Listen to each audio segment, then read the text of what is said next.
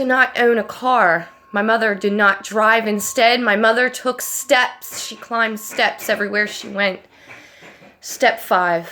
That step must have been too high because she could often be seen lingering on the step marked number 4.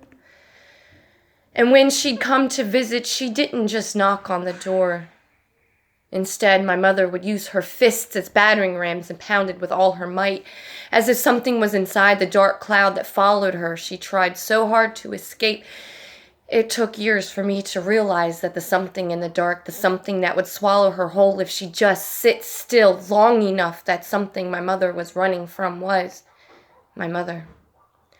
Along with chain-smoking endless cups of coffee, my mother carried 9 birthstones.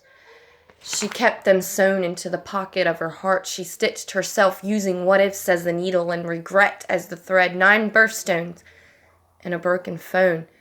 As broken and as cracked as she felt inside, like voodoo, my mother's phone was a mirror to her spirit, which didn't make sense to me. Why the dark cloud finally swallowed my mother on the corner of a bus stop at a cell phone shop. My mother was not swallowed. She was evaporated faster than a drop of alcohol on the cold floor of an AA room. My mother would have ripped the skin from her body if that meant protecting anyone sitting in that circle. In fact, she did. If you look close enough, you would see this town as a quilt of my mother. You could see a piece of her stitched on every broken soul.